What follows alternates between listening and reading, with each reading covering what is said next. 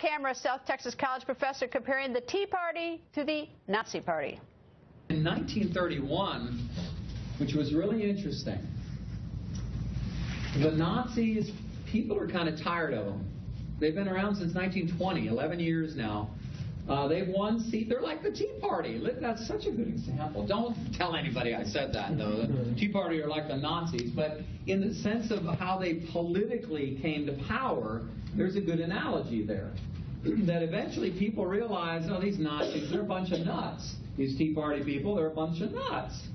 I mean, the analogy really is a good one. And for more on this story, Campus Reform Editor-in-Chief Caleb Bonham joins us. Well, what do you think, Caleb?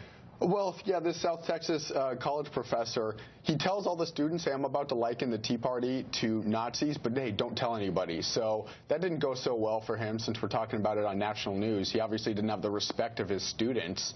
But this is outrageous. This is a completely shocking comparison to be giving in front of a captive audience and be forcing that down your students' throats. Do you think anybody takes it seriously? Because, I mean, like, if I look back at college, all the dopey things I thought or said, or every professor ever thought or said, I mean, none of it has any impact on me. It's just sort of college. It makes an impact, Greta, when it happens time and time and time again.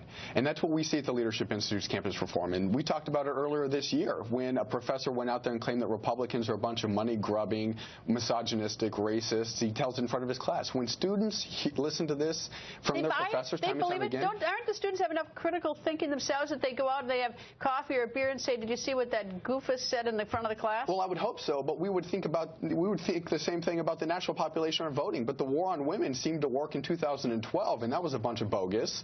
I think that when college students are indoctrinated like this, when they're told in their textbooks that Reagan was a sexist and had never appointed any women to top policy-making positions, they don't look into that and see that that's completely false. So when a professor gets up there and starts claiming that Ted Cruz is a horrible man, this professor went on a obscenity-laced tirade against Ted Cruz, they start to wonder, look, is there something there that we're missing? And I think it does make an impact when it happens time and time again.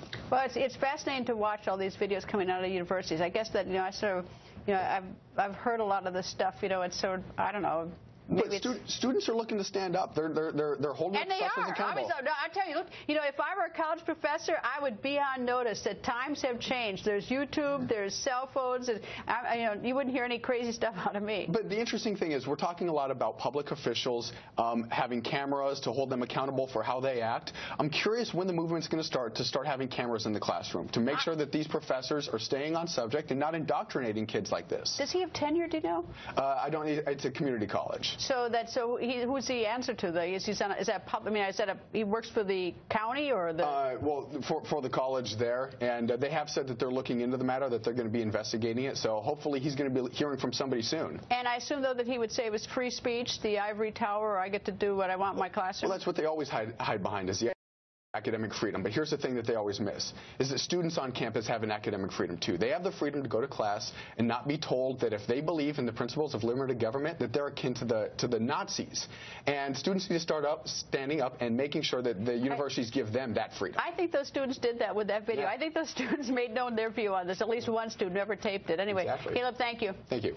And wait till you hear how I started my day. It's definitely not what you'd expect. I'm going to talk to you about it. I'm going to take you off the record next. And don't forget to watch Hannity tonight, 10 p.m. Eastern. Fusion anchor Jorge Ramos joins Sean. That's tonight at 10 p.m. on Hannity.